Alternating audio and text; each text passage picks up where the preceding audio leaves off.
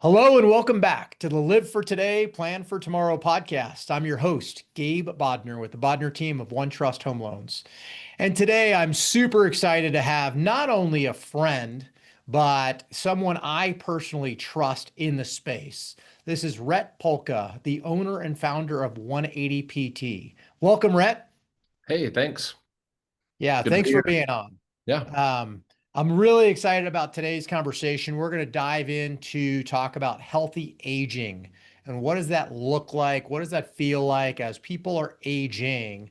What do they need to be thinking about as far as agility and mobility and strength and all of that? So before we do that, why don't you just tell our listeners and anybody watching a little bit about yourself and where 180 PT comes from, as they know this is a patented technique that you have personally founded, for lack of a better term. So tell us more about it. sure. So I was born and raised in Loveland, Colorado, where my PT clinic is. Typical growing up playing a bunch of sports. Got interested in strength and conditioning when I was about seventh grade. So I went in, started training before school in seventh grade. Thought that's what I would do as a profession, getting older and just working with athletes. Ninth grade, I tore a muscle, had to go to physical therapy, walked in there and I saw some of the things that were in the gym that I trained at. And then I saw anatomy posters and then other machines and people rehabbing injuries. And I thought, well, this might even be better than just like lifting weights forever. So from ninth grade on, I knew I wanted to be a physical therapist and do quote unquote sports medicine.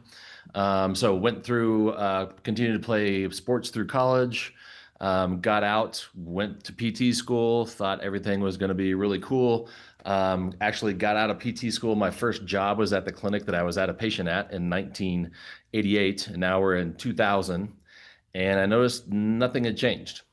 Hmm. So after 7 years of higher education, getting a doctoral degree, becoming board certified in strength and conditioning, board certified in orthopedics, I found that I was extremely frustrated and confused as to what I was doing and why I was doing it. My patients liked me. They thought they were getting better, but what I noticed is they kept coming back with the same issues, and that felt to me like I was just basically covering up symptoms for the short term, and they would just come back again.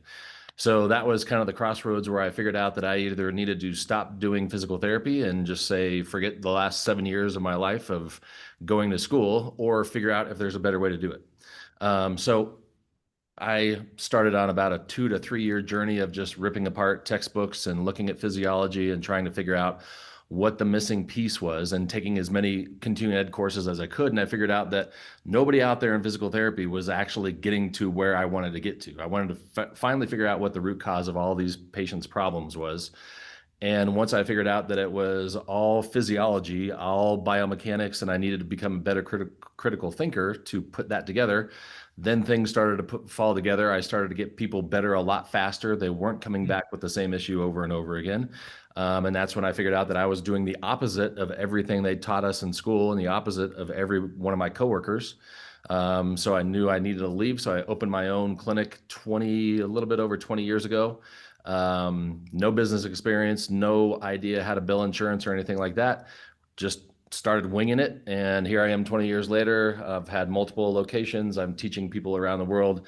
As you said, the patented 180 system, which is what I came up with. And the reason why I call it 180 is because it's the opposite of what everybody else does. It's amazing. I love that story. And a couple things you said there resonate with me as an athlete and someone who does a lot of physical activity. The ongoing nagging pains and aches that you just can't get rid of, for lack of better terms. And I've gone through physical therapy, I've gone through deep tissue work, Graston, ART, all the things, right? And it sort of solves it for a period of time, but it's a band-aid, right? It doesn't actually fix the root problem. And again, I will openly share, I have been a patient now for, I don't know how many months, but probably at least 6 months, maybe I've been seeing you. It's a change in mindset, for lack of better terms, and how to address the muscle and nervous system and integrating that from my layman term of understanding how to actually make the proper muscles fire at the right time that tend to go to sleep, for lack of better terms, when they're not being utilized. And when they're not utilized often enough, then you rely on the bigger muscles, and the smaller muscles don't and nervous system aren't working the way they should. So anyway, I probably said that all wrong, That was pretty but good. oh, thank you. But from a layman's perspective, it works. And so outside of tooting your horn and promoting you, which I'm of course happy to always do, I do want to jump into this concept of healthy aging, right? And so let's start with the big question in mind, right? What does healthy aging mean to you ultimately, and how does movement play a role in that?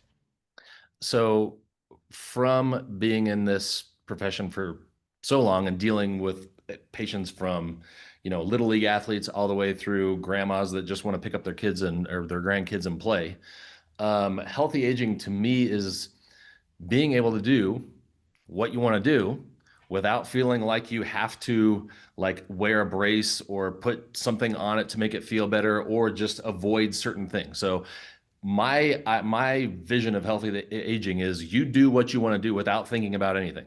Hmm, Like when I tell patients, like, I want you to go do what you want to do, and I don't want you to think about walking differently. I don't want you to think about keeping your back straight when you bend over. I just want you to go do what you want to do.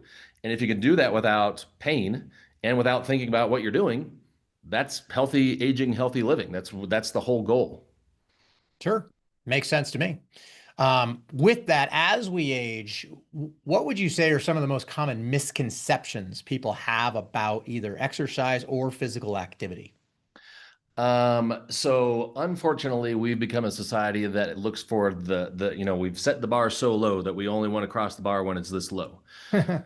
So I have a lot of people come in, especially the older people that come in, and I'll give them really simple exercises, kind of like what I gave you, really easy. You can do them anywhere. You don't need equipment. The Sure. whole point of these exercises is to keep your nervous system and your muscles working together.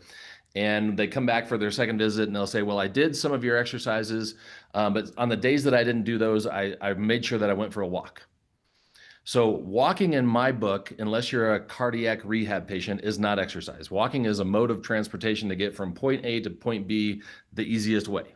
Okay. So walking doesn't require end range of motion for you to get your joint to move out of neutral by much. It doesn't require you making muscles work harder so they at least maintain strength. It doesn't make you work on balance so you're decreasing your fall risk. So walking to me is the bar set so low that's what everybody wants to shoot for. So what I tell people is I'm going to give you really easy exercises, and the whole point of those is to keep your muscles working. Because if we can keep your muscles working, you can maintain range of motion, you can maintain your balance and stability, so you're not falling down. And if you do catch a toe on something, you have the strength to stop you from going all the way to the ground. So that's exercise to me, and exercise is at least getting the muscles to function, so they can help you continue to move, so you have that healthy aging lifestyle. Absolutely. So I just wrote down a few things: range of motion, stability, function, right? These are great things to work toward. Would you say that strength training is an important aspect as we get older, or is that something we shouldn't be doing as we get older? So that's funny you ask that, because it doesn't matter how old our patients are when they come in. So I have NFL patients, I have Medicare patients. They all do the same screen when they come in just so I can see how they move. So I tell my Medicare patients, I want to see you squat. And a lot of them will say, oh, I can't squat, I have bad knees. And I'll say, well, when you came in, you sat down in that chair, which means you squatted. And you got out of the chair, which means you unsquatted. So you can squat. So as we get older, we get these messages that things are bad for us. Motion is not bad for you. Deadlifting is not bad for you. Squatting is not bad for you. Going up and down stairs is not bad for you unless you cannot do it. And if you don't do those things, then you eventually can't do them anymore. So the purpose of what we are doing when we're screening people is to part of that is to let you understand that it is safe to do these things. And the more you do these things, the healthier you stay. So we actually 3 weeks ago stopped being participating providers with Medicare, because Medicare will not let us see patients for either maintenance or preventative. Hmm. So I've been doing sick care with Medicare patients for 20 years. I have to wait for them to have an injury or to have a Hmm. surgery to work with them. Now we see Medicare patients when they don't have any complaints. They come in once a month. We make sure things are firing. We go over their exercises so they know in the next 4 weeks this is what I'm doing to maintain my strength, my balance, decrease falls, all that kind of stuff. So I would much rather work with people and prevent them from needing to see a physical therapist. And so that's kind of like why we changed our model, and that's our message to Medicare patients. You should be doing everything else, everything that everybody else is doing. You have the ability to do that. We just have to teach you how to do it. It's awesome. I love that. A couple things you said there that I find very interesting. Number one is we teach ourselves certain things, right? We tell ourselves certain things, and what we tell ourselves becomes the truth. Yep. And if we tell ourselves that I can't do this, then you can't. Right. But you just proved a point that when someone comes in and says, "Well, I can't do a squat," you're like, "Well, you sat down in my chair, so clearly you can, but you've told yourself that you can't or you shouldn't or whatever the story is." And the other part that I think is fascinating is, and I've said this for years, that I don't think we have a great medical system in our country. We have an incredible insurance system. And Mhm. many people, well, in general, I personally believe our society as a whole is very reactive and not very proactive. But in your practice, I know that the exercises that you teach and that you help people learn and can do on their own to be proactive to avoid injury, right? And that's part of what the system and the technique is all about. So, with that, I know that balance and fall preventions are obviously hot topics in aging today. You may even mention them, but what can people do daily to improve their stability and reduce fall risk? So what we preach with all of our patients, including Medicare, is that we're giving you exercises. So what we teach our patients and what I teach the clinicians that I work with that are around the world on how to do this is there's a three-step process. So first we have to get your muscles to contract. So if Okay. your muscles are not getting the communication from your nervous system to say contract, we can't strengthen them. We can't make them work well enough to stabilize you. So the first thing we have to do is turn the muscles on. So that's what we're doing with our patented system. First, we turn the muscles on. We give you exercises that help you maintain keeping the muscles on. Once you come back and the muscles are on and you've maintained that, then we say, okay, fantastic. Now we have to work on endurance. Because if we've turned muscles on that haven't been doing much for 6 months, they're going to get tired really fast. So you going on a 2 mile hike might be enough to fatigue them, and then we're back to turning them back on. So once we get endurance, then we can finally work on strength. So that's when we can do squats and walking up and down stairs, step ups, deadlifts, that kind of stuff. So that's kind of the progression. So we start with get the muscles to work, then we help you get endurance so they don't fatigue as the day goes on, because most people as they age figure out that, it's later in the afternoon that my knee swells, my feet hurt, my back is tight. So we got to get you that's just your body saying, I had the ability to do this in the morning. I just lost the ability halfway through the day because I don't have the endurance to do that. So once we can get you to the end of the day without having those symptoms, then we can give you strengthening things. And all of the things that we give you, the key is you have to be able to do them quickly and just about anywhere. So like some of the exercises that I gave you, you're sitting in a chair. Some of the exercises, you're standing up and you need like 5 feet of room around you. So the things that we give people are really easy, and they understand if I start to feel tight in my back, that doesn't mean stretch out my back. That means sit down on the chair and do my chair crunch, because the tightness in my back we've figured out is the red flag for my abs not doing what they're supposed to be doing. So it's really nice that we can give people like little self checks. You don't have to come running into me every time something happens. I give you the thought process that if you feel something on this side, do the exercise for the thing on this side. And most people will come in and say, hey, I tried that thing and it worked like a charm. Yeah, absolutely. And I can attest to that.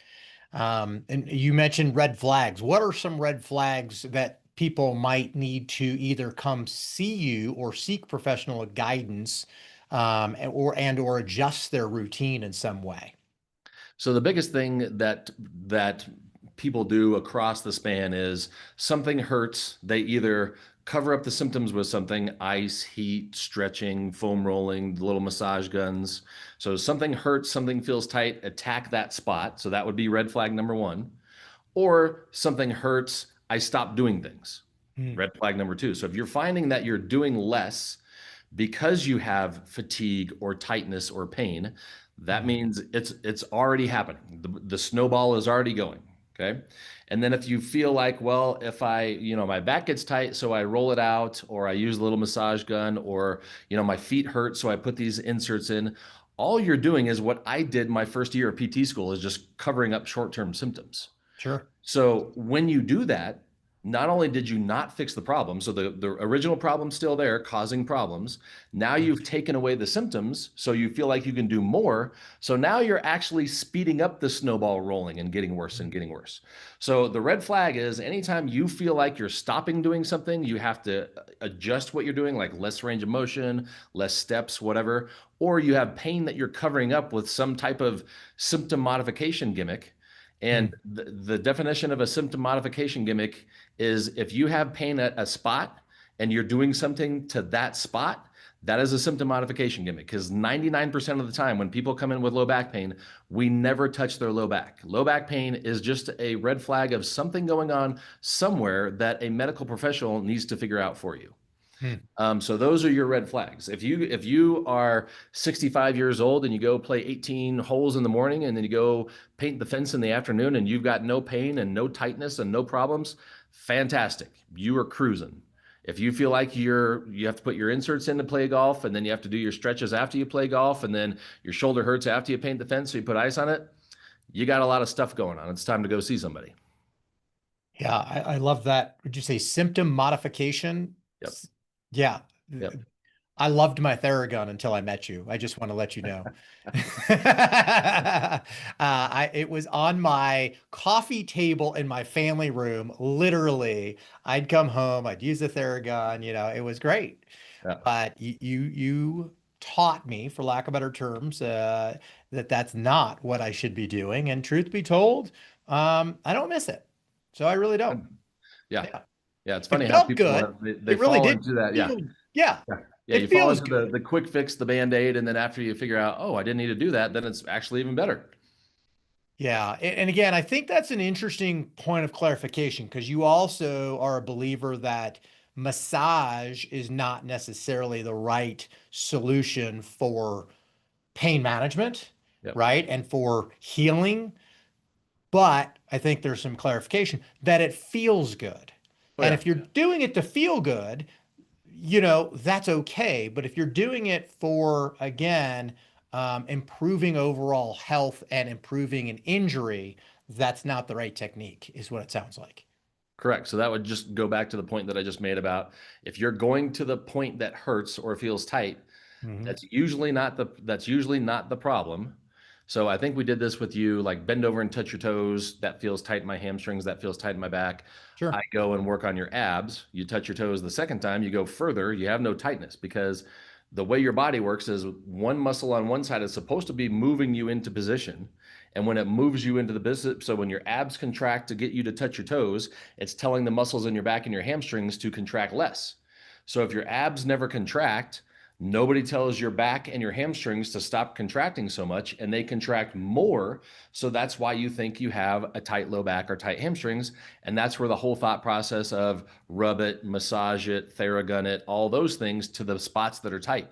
The spots that are tight are telling you we're working way too much because the guy on the other side is not doing what he is supposed to be doing. Opposites attract, is what Correct. you're saying. Yep. Yeah. So interesting. Um, for folks maybe who have never really worked out, right? And as they age, you talked about the importance of range of motion and strength and stability and functionality. Is it too late? What would you recommend for someone who is aging, who hasn't worked out, but really understands now in their life? It's just as important, if not more important. Yep. So here's the keys, especially for older individuals that like this scenario haven't ever worked out before. So we stress some important points when we talk about exercise. So when I talk about functional exercise, there's some things that it has to have in order for me to say that's functional. One is full range of motion. So if I'm just doing a partial range of motion, that's all I'm training. So if I'm an older person and I walk outside on the ice and I start to slip and I get into a range of motion that I haven't been in before, that's where bad things happen. Mm, But if I've trained full range of motion, my body gets in that position again. It's like, oh, I've been here before. I can get myself out. mm, So one thing that's important, and this is not even putting weight on things, just use your body weight. Just go through a full range of motion when you're squatting or when you bend over to pick something up. So this is one of my biggest pet peeves with the medical model. And when people go to see their doctors and they say they have a bad back, so then they get an image and they get scared about all this imaging and they have a bad back and they're not supposed to move their back anymore. Well, your back is made up of a whole bunch of joints, and joints are there because they're supposed to move. So the more you move the joints, the more you maintain range of motion, the more you maintain strength, the more you don't get hurt.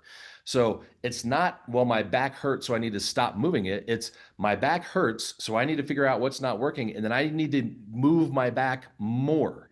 So full range of motion, some kind of weight. So, and that could be body weight. So if you're somebody who's never done exercise before, you're 66 years old and your hips feel tight and your back feels tight, just do body weight, just bending over, picking things up off the ground, do a little sideways walk, twist and turn a little bit, and start using the motion that feels comfortable. And pretty soon you'll feel like your motion is getting bigger and more comfortable. That's your body saying, oh, I'm supposed to be able to do this.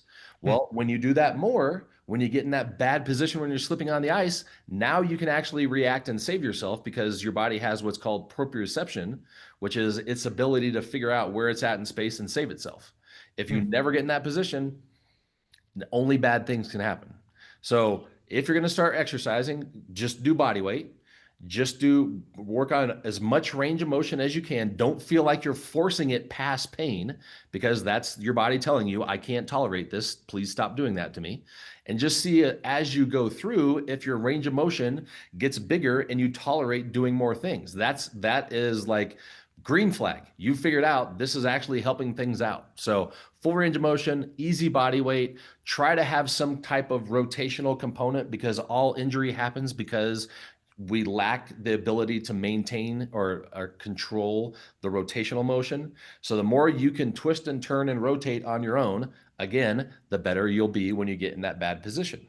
And then I would say the last thing would be try to use as many joints as possible. So we're not doing a bodybuilding workout where you're just doing curls. Try to Mhm. make whatever you're doing, even if it's no weight, try to move as many body weights at the same time as you can, because that's teaching your body to work with each other, the joints to work with each other. It's great. I love the visual, although it's scary, the visual of slipping on ice and thinking that you're contorting your body in a way that, you're not used to. And I think that's a great visual to be able to say, if you end up in a bad position, have you ever been in that position, not before, but recently, right? Have you intentionally put yourself in that position?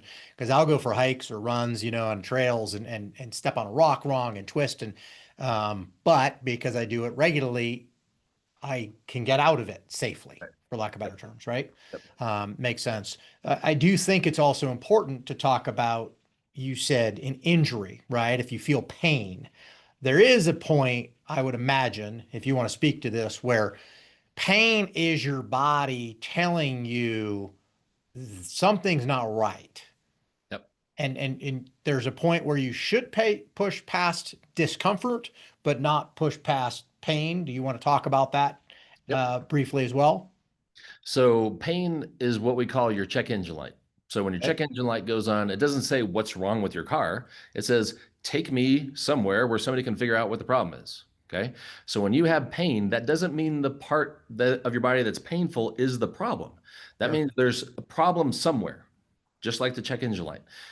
And sometimes you can just go sit down and rest for a while and then go back to doing whatever and your pain goes away. So no big deal.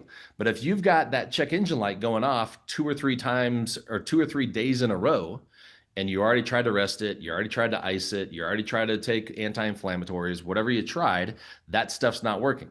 That means it's time to figure out, take your body somewhere where somebody can figure out why the check engine light is going off And if you know that you're doing something like, let's say you're out pulling weeds and you're bending over for a half an hour, and you know every time you go bend over for a half hour, your back starts to hurt. Well, that's the check engine light saying, this position, there's something wrong here. Please take me to somebody that can figure out how to fix this. So it's Fair not enough. ever, so we don't ever say, well, I gave you these exercises. I want you to push through the pain. The rule is, I gave you these exercises. If you have stiffness and pain with the first 1 to 3 reps, but it goes away when you get to reps 5 and 6, keep going, because that's your body saying, oh, okay, I figured out how to do this. We're doing better.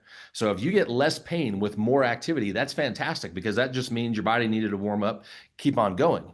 Now, on the flip side, if you felt good for the first 1 to 3 reps, and then reps 5 to 6 feels like, oh, this isn't feeling good, that doesn't mean keep going. That means shut it down. When you come back in, let us know what exercise felt worse the more you did, and then we have to figure out why that happened. Got it. Makes sense.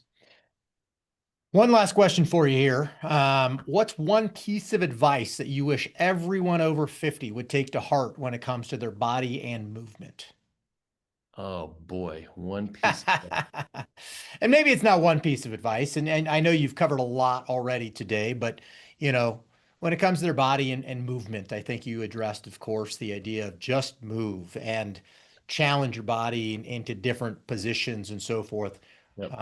Anything else that you'd like to add, maybe? I would say one of the pieces of advice that I give, especially that age demographic, when they come in and they start telling me about what they've tried and what their problem is, stay off the internet. Not go, do not go to WebMD. Do not Google sciatica. 99.9% of the time, it's going to tell you the wrong thing. Okay, so move, move, move, move. And if movement is not working for you, then that's the red flag to go see somebody. Don't turn on the internet. Don't ask your neighbor. Find somebody that can actually figure out what the problem is, um, and and hopefully you find somebody that knows what they're doing. Yeah, I think that's great advice. I literally spoke with clients last night and she said, I've been looking on the internet about reverse mortgages and now I'm more confused than ever. So that's exactly what happens, right? You Yeah. get the good, the bad, the ugly, and the wrong. Yeah. So anyway, Rhett, hey, this has been great. Really appreciate your time, your expertise, your knowledge. I think what you have built and what you've created in this entire system has been fantastic for me personally. I'd highly recommend others who have been struggling with, whether it's, chronic pain or some discomfort, you know, do something. Do something that involves range of motion and stability and strength and functional, all of it. So, thank you once again. If folks want to get in touch with you and or 180 System, what's the best way to get in touch with you guys? The website is just 180pt.com, and one is spelled out. So it's ONE, the number 8, the number 0, pt.com. The number up here in Loveland is 970-593-9300. And you can also find us on Facebook at 180 Physical Therapy. Once again, one is spelled out. And anybody who has never been here, it's really hard to explain what we do. So the best way to actually experience it is come in and experience it. So anybody who has not ever been a patient here can always get a free consultation where you actually come in, meet with us. We put our hands on you, show you what's going on, and then give you the opportunity to either stay and become a patient, or if you don't think it's a good fit, you can walk away, no strings attached. And then, yeah, I would say we have a lot of outlets for physical therapists and chiropractors and massage therapists that take our courses. But the Facebook page and our website are just geared towards patients. Awesome. I know you've got a lot of content and a lot of great videos as well on your website and through YouTube and such. So thank you once again. This has been fantastic. Hopefully it provides some value for our listeners. And again, appreciate your time and I look forward to seeing you real soon. All right. Thanks for your time. My pleasure. Thanks, Rhett. Okay. Take care. Yep.